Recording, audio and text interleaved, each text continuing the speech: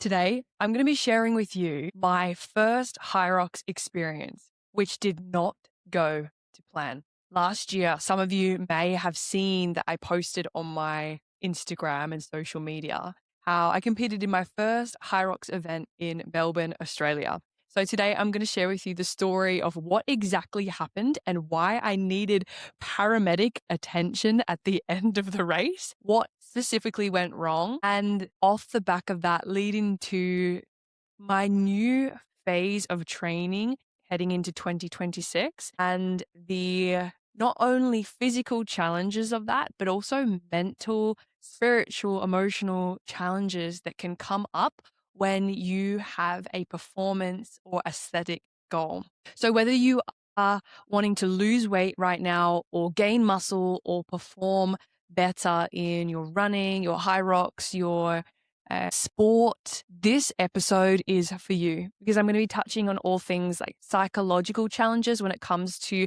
achieving your physical goals, and also things like body image, the way that you treat yourself, the way that you fuel properly and train properly leading up until these like big competition days. So for those of you that don't know what a Hyrox specifically is, it stands for Hybrid Rockstar, and it's all a craze right now in 2025, 2026. Every Tom, Dick, and Harry is doing a Hyrox. And so, yes, I thought, you know what, this is going to be a great goal for me to do because I'd never actually done a marathon or anything like this yet. However, I saw this race and thought, this is kind of more my style. There's a bit of weightlifting. It's kind of CrossFit versus running. And I really think I could give it a go. Now, this is no easy task. Anyone that has completed a Hyrox, you are incredible because this race, it is 8 stations of intense workout. So whether it be the ski erg, the rower, lunges, farmer's carry, could be sled push, sled pull. Each station is spread across the race. And between each station, you have to run 1 kilometer. So you run a kilometer, do the first station, run a kilometer, the second, all the way up. And for 8 stations, you would do this. It is a very intense race, and I knew this going into my first Hyrox. And at the end of last year, for December 2025, I knew that I'd be back in Melbourne. So I tried to actually get London tickets before I left. However, London tickets sold out straight away. So the next available option would be to compete in Melbourne whilst I was home to see my family for the month. So I'd been training quite loosely because the Melbourne tickets weren't actually available. They had all sold out upon release. I also didn't really want to do my first race on my own. In this race, you can actually do it with a partner or someone that you know and share the load, which is more fun, I think, because you get to share that experience with someone. So personally, for my first time, I wanted to do it with someone. However, going back to Melbourne, I thought, who could I possibly do it with that I know? Even though I'm from there, even though I have friends there, there's not many people that are training for the race at the exact same time. So my plan was to just kind of train loosely, and who knows, if I did it, I did it. If I didn't, I wouldn't get upset about that either.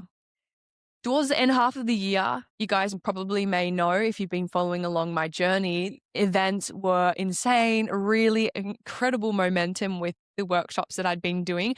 And I had been working my ass off and also in a calorie deficit. I wanted to get lean so that by coming into December, hot summer Australia, that I felt good in my body and looked lean, which I achieved. I was really proud of the way that my body was looking. And for some people, even me saying that might seem a bit strange. And I say this only because for such a long time, I had not been satisfied with the way that I looked. My goal ever since starting out on my fitness journey has been to look like a superhero. I wanted to look like I trained. And I remember when I was full-time personal training, I just didn't look like a PT. No one would ever stop and ask, oh, are you a PT? Because of the way that I looked. And I felt so knowledgeable, yet my body wasn't mirroring the way that I wanted to look. So for a very long time, I'd been so hard on myself and my physique. However, more and more as I get older, my muscle maturity is there. I'm growing in strength and in muscle mass. And slowly but surely, I'm starting to look like that aesthetic that I had set out for when I was like 14, 15 years old. So I'm really grateful. It's such a nice feeling to know that those years of training are finally paying off. And at the same time, when I did get to that level of leanness at the end of last year, I still noticed there was some things that I was like, okay, I definitely want to grow more muscle in my shoulders. And I feel like for the trend right now is to grow glutes to an incredible mass size. And for me, that's always a goal. Like I want to make sure that I build the physique that I really desire. And also with that, have the performance which matches. I don't want to just have this aesthetic. I want to make sure that I can lift and run and jump in the way that is also like a superhero too. So just giving a bit of background context to the way in which I style my nutrition and training and goals. So let me tell you about the first Hyrox experience that I had and how it did not go to plan. I actually required paramedic assistance at the end, and I'm going to tell you why. And it's very relevant to the rest of this story that I'm going to share with you today. So when I first got home to Australia, obviously is a massive time difference between London and Australia. Like it's a 24-hour trip basically to fly there. So my body was all out of whack. Plus, as soon as I got there, it was my dad's 60th birthday. So it was like arrive, 3 days to rest. I went to a concert with my brother, and then it was my dad's 60th birthday. So my social capacity was like very, very thin by this point because it was just like straight into it. And I'm very grateful that I got to see everyone, but I was exhausted and very sunburnt. I had not seen proper sun for 3 years. So to literally have one day that wasn't even that hot, I was burnt to a crisp. Oh my gosh, guys. Like I didn't even wear sunscreen because I wasn't hot. I didn't think that I get burnt. No, I was very, very wrong. So please wear your sunscreen every day. So I was quite exhausted. My nervous system was like very, very just, completely tired.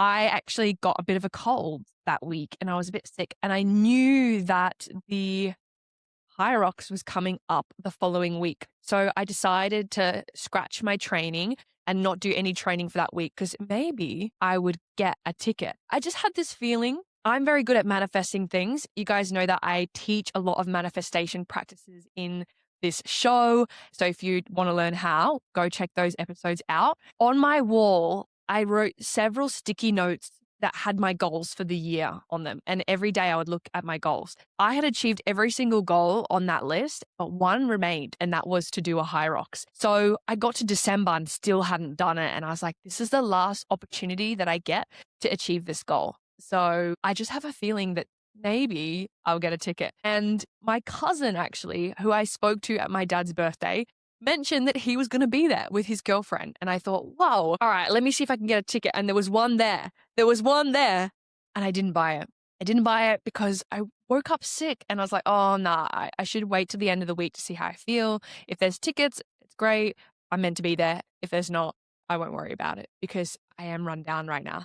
I got to the start of that week. The next day, the ticket was gone. It's like, oh, as I got to the end of the week, I was kicking myself. I should have done it. Like, whatever, I just go for it and do it on my own. But it just wasn't meant to be. Then I had someone reach out to me on Instagram who knew that I was in Melbourne. They asked me, are you doing the Hyrox this weekend? And I said, no, but if I find a ticket, then who knows, maybe I will. And so they knew I was in town. They were from the Gold Coast traveling to do the Hyrox in Melbourne. On the day of Hyrox, Saturday, I literally have a nice sleep in. I'm expecting to train legs on this day.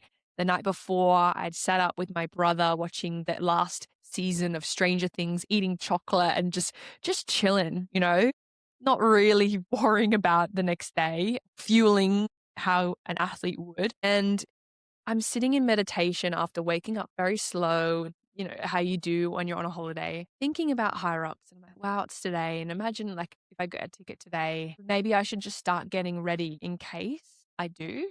And as I come out of that meditation, notification comes onto my phone. Literally at the second I open my eyes, the notification time says now. And it's from that person who reached out early in the week. Hey, someone's looking for a partner to do Hyrox Pro Women's with them today. It's at 1 p.m. Can you do it? Reply back now. And I literally laughed. I was like, what the heck? What are the chances? I've got goosebumps telling you guys this because I literally manifested that. Like, if you don't believe in manifestation, like that was that proof right there that you literally create your reality by your thoughts and expectations. That is how you see the world, right? Through what you expect to happen. And I messaged straight away, yes, okay, I'll do it. What do I need to do? And I sent a message to the person who was selling the ticket. And they're like, yes, I've injured myself. I need you to fill in for me with my partner today, 2 lovely ladies. And I said, yep, like I might be a little bit slow for you guys. Like they were so fit, had been training for months for this. And I had just kind of been like loosely training because I didn't think I actually was going to do it until I did. And they're like, yes, you can do it. You'll be amazing. So I literally was like, holy shit. Okay, let me know because I need to leave like very soon. It takes me an hour to get to this place. So I start getting ready. I'm like, okay, they haven't replied. It's not confirmed, but I'm getting ready as if I am doing it. And if I don't do it, I will just train legs. It's fine. So I have 2 pieces of toast with like jam and honey. I have a banana. I have a small muesli bar. I have like electrolytes. Boom. The minute I need to leave, they message, yes, it's time. You got to come. So I get in the car, drive myself there an hour. I'm literally thinking, holy shit, like this is insane. The fact that the way that this has come along like this. And I'm sure you guys would have had moments like this in your life where things just happen in this way so unexpectedly, where they've manifested just so crazily. And I always say things like this always happen to me because I have a podcast. And if it was a boring story, I would have nothing to share, right? So it gets even more juicy, right? Because I get to the Melbourne Convention Center and I meet my partner for the first time. And honestly, these ladies, so kind. Honestly, couldn't have done it with anyone else who was better, right? For my first time and doing it with a stranger, they were incredible. And as we're getting ready, I'm like kind of thirsty. My body's like, what are we doing? This is insane. But I also mentally, from the work that I do, right? I'm staying calm. I'm doing some breath work. I'm doing my core and glute activations, getting ready because I know it's going to be an intense workout. So I actually haven't shared this in proper detail. And in this moment, I've decided, yeah, I'm going to tell you guys the whole story. Slightly vulnerable for me. So bear with me. Be gentle as you listen because it is kind of vulnerable. I do the race and in my head, I've got a very strong mind. And if anything, this whole race showed me how strong mentally I am because I did not give up. And I refuse to stop. I refuse to let my partner down. Like I wanted to give it my all. So started the race on a really good pace, all smiles, like doing the ski erg. I'm like, yeah, I'm feeling so fucking fit right now. Like I'm doing it. And I was practicing my positive self-talk as I'm running through the race. And then I get to probably sled. We're doing pro weights, right? So it's like 100+ kilos on the sled and pushing it. And I feel like a little bit of light bladder leakage. And I'm like, oh my God, like I hope no one is looking right now because it was so embarrassing. My body just was like, nah. And I just like pretend like I just kind of went on with it because I was like, well, I can't just stop in the middle of the race. Like if I've literally just peed myself, I can't stop right now. I'm just going to pretend it's sweat. No one saw. I got to keep going. Like I can't just run away from embarrassment right now. Like I'm just going to keep going. So I just kept going and pretended that it was sweat and that everyone else also thought it was that too. And kept going. We got to probably lunges and I couldn't even walk straight. I'm starting to sway a little bit. It's almost like when you have way too many drinks and you start to become disorderly. That's how I felt when I was doing the lunges. And then again, at some point, I can't remember which specifically, I had another moment where like I peed myself again and I remember feeling so much shame and embarrassment, but I also could not let that stop me from finishing or stop me from getting to where I wanted to go or letting my partner down. I just couldn't do that. So I just kept going. I got to the wall balls, which is the exercise at the end where you hold a 6-kilo ball and you squat down and press up. And my poor partner had to carry me literally through that exercise because at that point, like my eyes were rolling back to my head. The official was asking if I was okay. I was like, bro, like get out of my face. I'm on my hands and feet and I need to finish this race. Like I cannot let you forfeit me or whatever. So I don't even remember that the whole wall ball situation. I just like deleted that from my memory. We crossed the line and my partner went ahead and I just saw her face and like I felt maybe that she was a bit disheartened, and this could be untrue. I'm just assuming. So I'm telling my story. And I just remember thinking like, oh, I feel so bad. Like I let her down. She had to stop for me a few times because I wasn't fast enough and I wasn't going to the level that she could perform at. And she could have done way better if it was with her original partner, right? And I felt so bad, but also proud that I finished this race. And I just remember like, okay, I really need to go to the toilet and spew because this is not okay. I felt super hot. My feet were on fire. And I was like, I need to go to the toilet right now.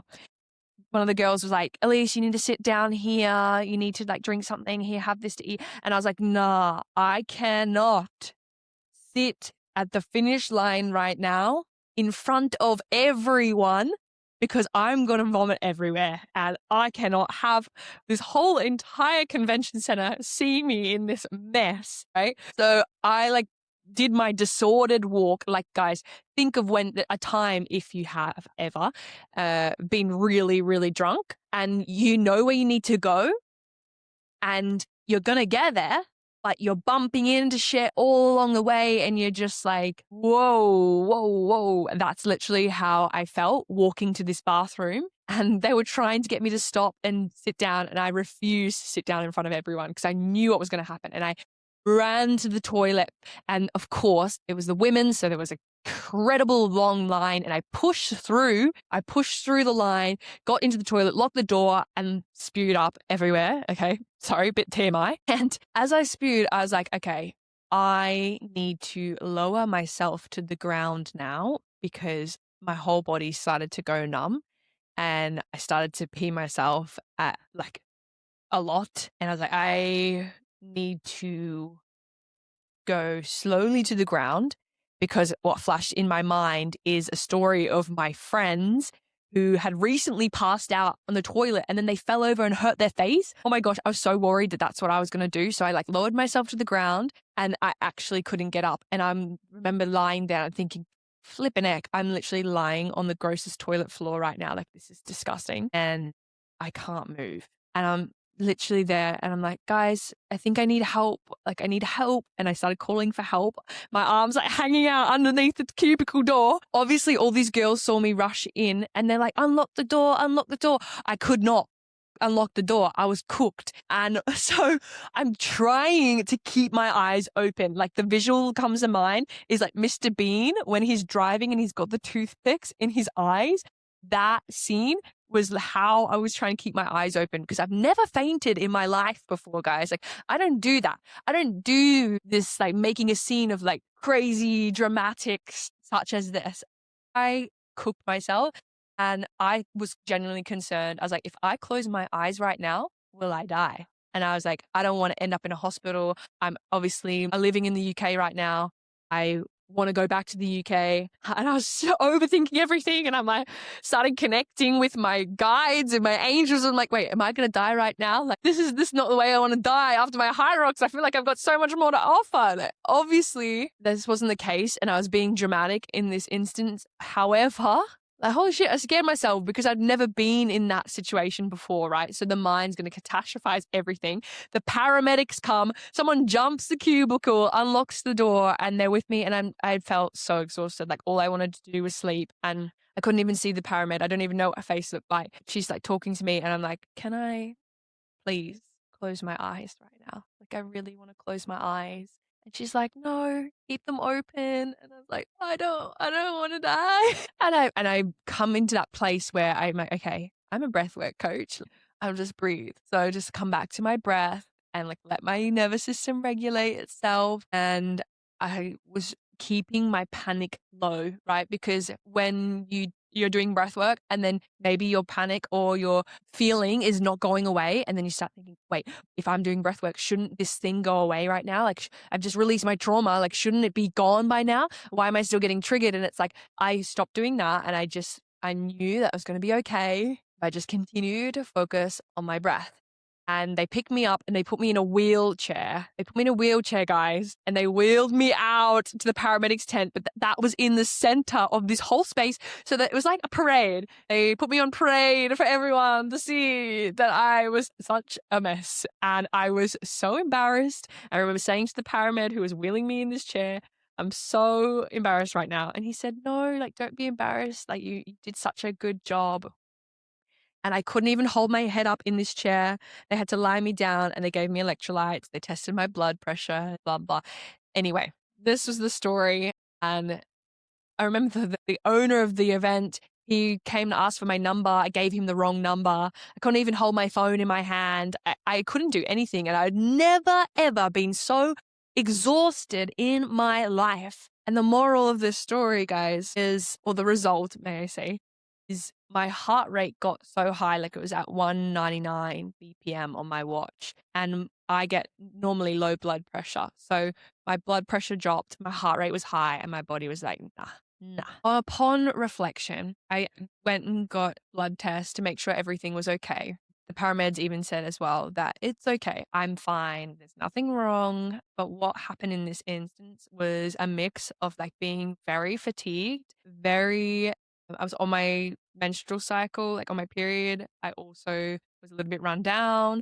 I'd also not fueled properly prior to the event because it was so last minute and I wasn't hydrating properly. And these sorts of things you want to like prep for in advance. And I just did not do that. And obviously at the back of a calorie deficit as well, my body was just cooked. And the doctor's like, you probably should just eat more. And I took that on the chin and thought, okay, that really taught me a few things, that whole experience. One was I have a very strong mind, and your mind will quit before your body does. So when I finally got to a place that felt safe for me to fully like be vulnerable and let go, it's interesting that I felt like it had to be in private and away from everyone. Like I couldn't just do that at the end of the race right at the finish line. So it's interesting that my body held out until I got to the bathroom.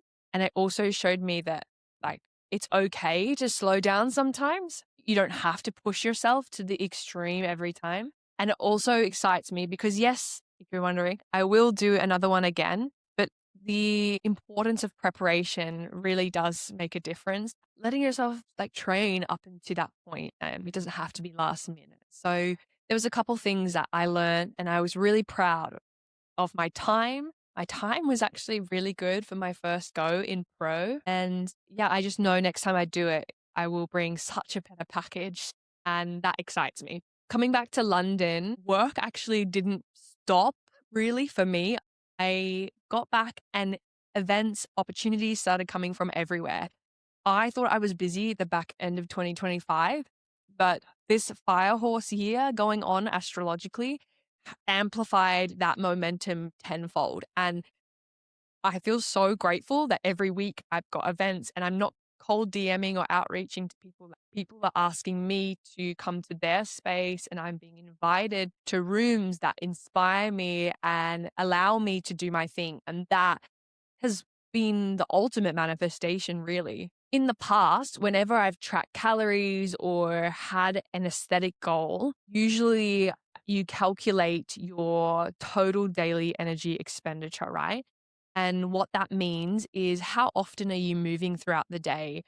What's your height? What's your weight? What's your gender? What's your age? And roughly what is your basal metabolic rate? And then adding that to how much activity you have each day. So in a normal Elise life or old Elise life, I would get 10,000-ish steps a day, maybe a little bit more than that. I'd train 4 times a week. One would be a run, and I'd have a bit of work where I'd be walking back and forth and to and fro.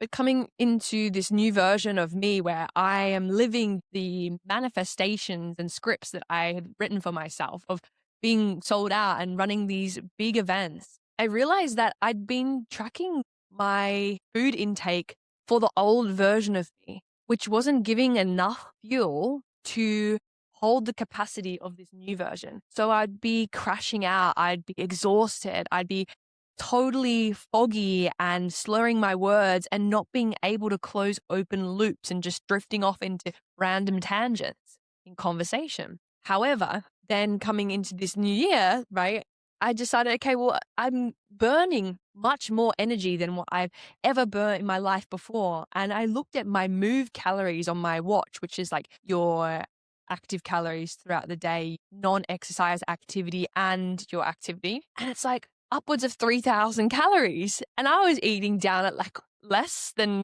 2,000.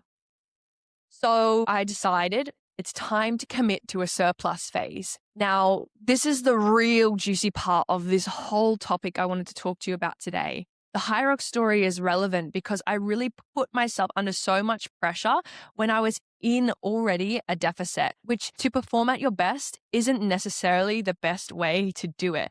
Deficits are really great if you are aiming for aesthetics, right? But for me, I not only want to look like a superhero, like I said earlier, I want to perform like one too. And that requires a superhuman fuel to fuel properly. And I decided to commit to a bulk. And some people can stereotype a bulk into looking like the Olympia pro bodybuilders, right? If it was that easy to put on muscle, then everyone would be looking like that in the gym. The truth is, putting on muscle is, subjectively, in my opinion, a lot harder than losing body fat. And I'm going to tell you why. Especially as a woman, I feel that there's so much societal pressure to look a certain way. And that is like the Pilates princess vibe. That is the way that famous people look in magazines. And then obviously now we have this social media aspect where we see all sorts of influencers online posting their latest trends in fashion.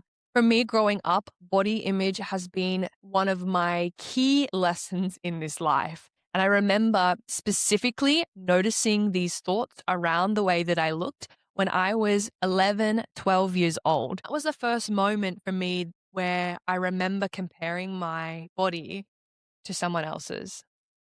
And then from there, growing up, I really struggled with this. I was always comparing my body to other women, always to my friends, and noticing how different I looked to everyone else. And I tried not eating. I tried to track crazily. I've competed and I went through all sorts of different phases and I overate. I would binge at points. I'm thankful that in my journey, it has never been to the extreme of anything such as anorexia or bulimia. However, I know that those of you who are listening right now would know someone who's experienced this. I was doing some research before I jumped on this episode today, and the figure is like 70 to 80% of women internationally are feeling some level of dissatisfaction with their body. And if you think about that, that is a lot of people who are feeling insecure and not appreciative of the way that they look. I can really relate because body image, like I said, for me has been such a journey. And it wasn't until I changed a few things mentally and physically that helped me feel a bit better emotionally about the way that I look. And coming back to what I said earlier in the show about finally, I'm at this point where I am satisfied. There are things that I want to work on, but I'm satisfied. And that is such a win for me because for a very long time, I had not been. As I've been in this surplus phase, what I've been noticing is some limiting beliefs that have come up for me personally.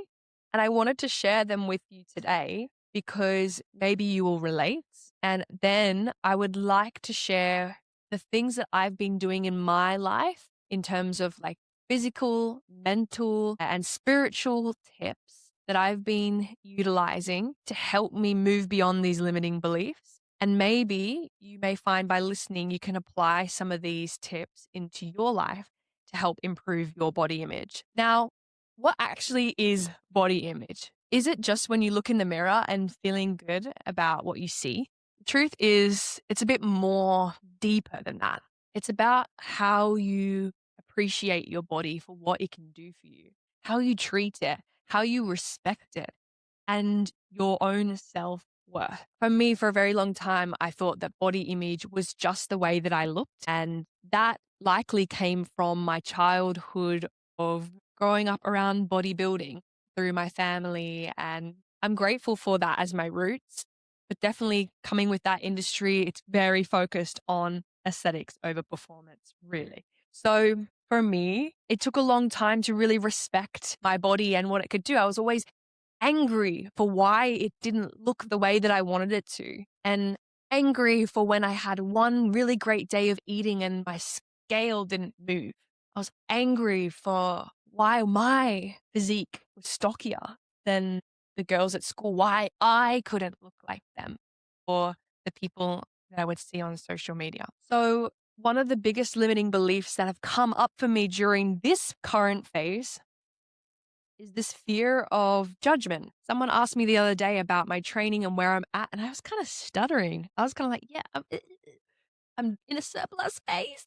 And I kind of reflected after that. I was like, why did I hesitate to tell that person that I'm in a surplus? Was I worried, really, that they were going to judge me for doing that? That they were going to judge me for eating more? And I'm having a realization right now, guys. The reason why I felt like this and where this comes from is because whenever I would eat a big plate or a big meal at dinner around other people or seconds, it was like, oh, are you really going to eat all that? Are you sure? I don't even know how you could eat that much. It's comments like this that then made me want to hide eating from people and develop poor nutritional habits. And now it's coming back up again in a different way to be healed by me through my own awareness. But I noticed this fear come up of worrying that people were going to say things about me being in a surplus when I told them. And I was worried that I was going to receive that again. So throughout this phase, it will be a matter of me reteaching myself that it's okay. And any projection from others is just a reflection on the way that they're feeling within themselves, right? However, yes, this is where that fear of judgment comes from.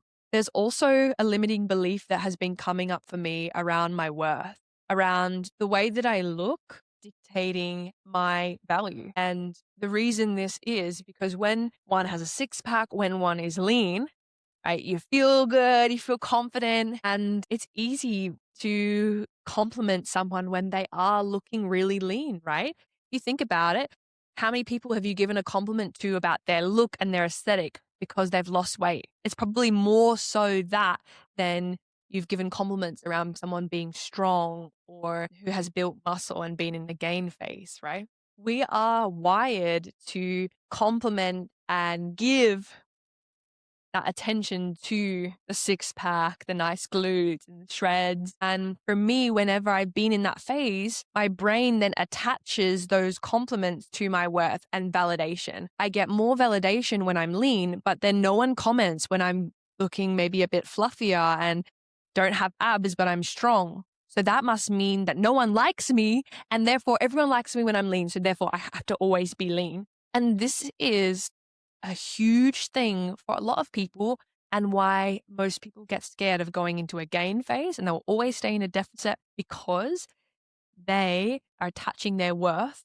to that skinny look and feel.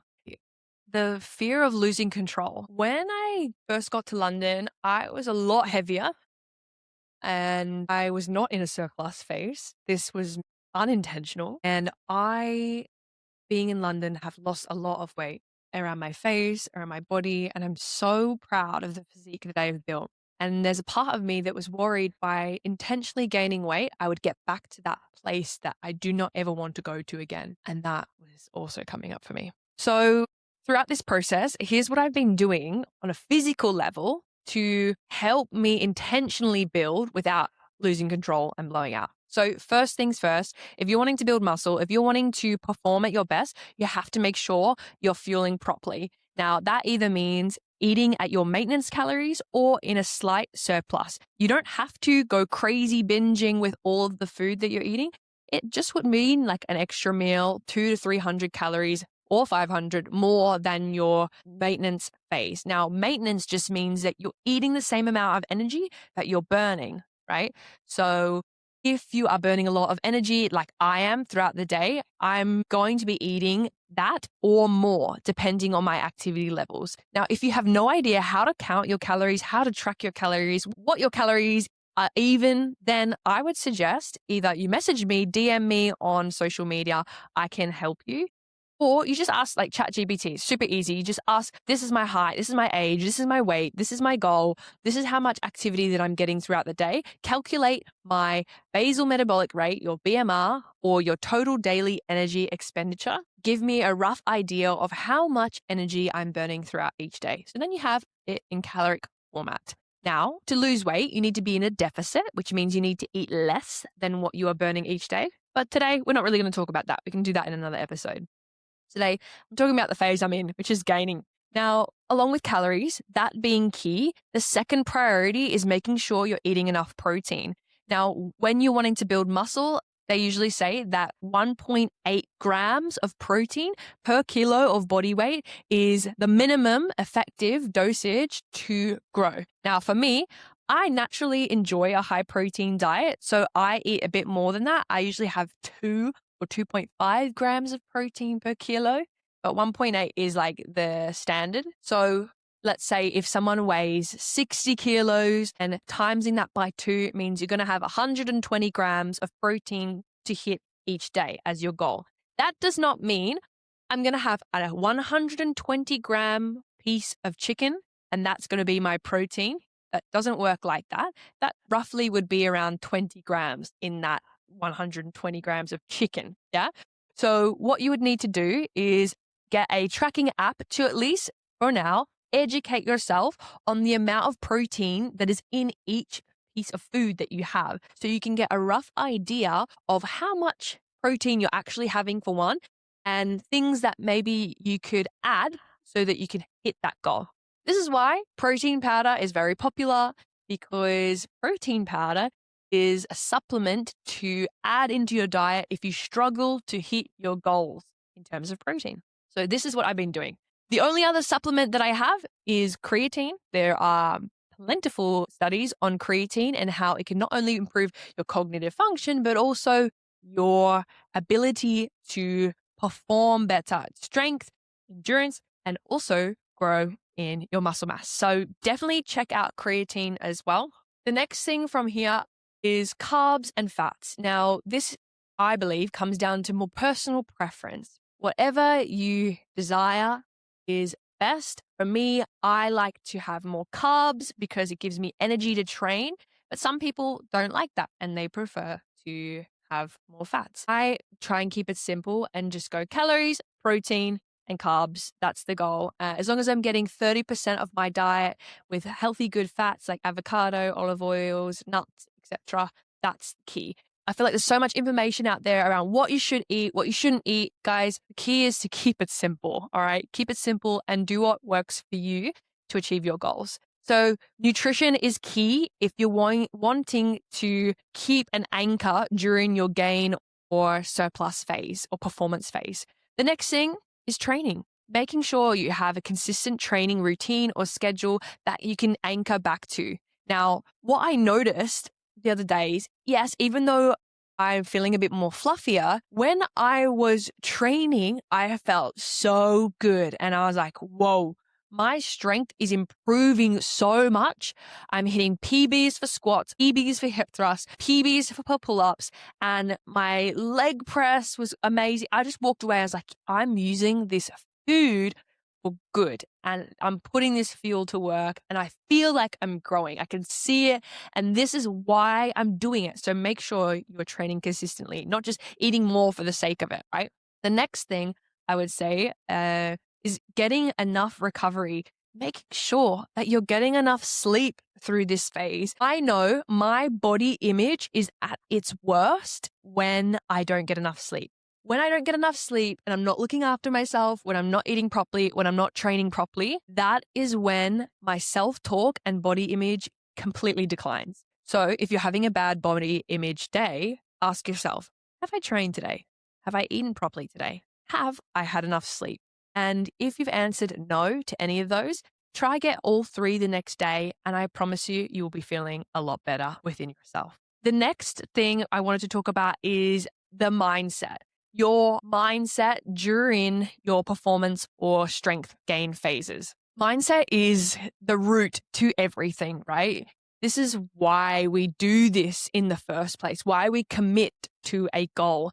You have to make sure that the payoff is better than staying the same. This is why people don't change. Sometimes people will be happy with staying in a situation that is slightly uncomfortable than instead of getting super uncomfortable to then achieve total satisfaction in a goal. Most people are happy just being where they are and complaining about how they look, but not doing anything about it because they know that the doing something about it is a lot harder than just staying the same. So that's why people don't change. But you and I are here because we want to be the best versions of ourselves. We know that we have more to give. We know that there is more potential out there for us. And that is why you're listening to this show. Am I right? So when I notice my self-talk completely decline and I've hit those 3 physical elements, food, training, and sleep, I then begin to challenge those limiting beliefs that come up. So like I mentioned earlier, when I was talking to that person about my surplus phase and I noticed myself contract and shrink, I then started to question later why I did that and challenge, is that person really judging me or is that me judging me? We think of ourselves like 30% less than what other people think of us. And the changes that we are noticing in our body, I highly assure you that's very unlikely others are noticing much either. So we are going to be our own harshest critic. Whatever you're thinking, other people probably aren't. They're so focused on what's going on for them. It's unlikely they're noticing your small 1, 2, 3, 4, 5 kilo increase or not. So challenge the negative thoughts when they come up.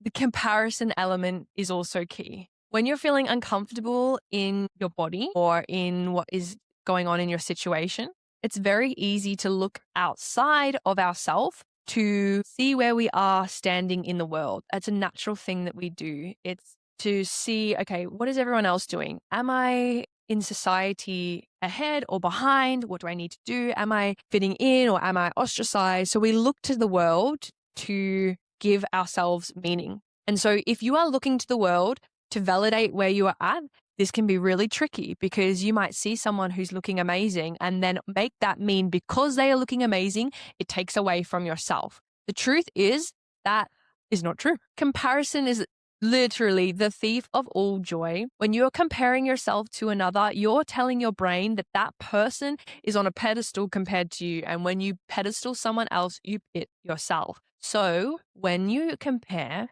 yourself to another person, so I'm not going to tell you not to, it's quite impossible. When you compare, I want you to reframe it as what you see in someone else is showing you your potential, is showing you what you can achieve, or showing you what you already have. It's so often to be looking at to someone else's life and what they're portraying externally and admiring that they have something that you don't, when actually that's your limiting belief convincing you don't have it, but you do. It's very easy to admire someone's beauty and then feel because they're beautiful that means you're not. But what if you're both beautiful, just different?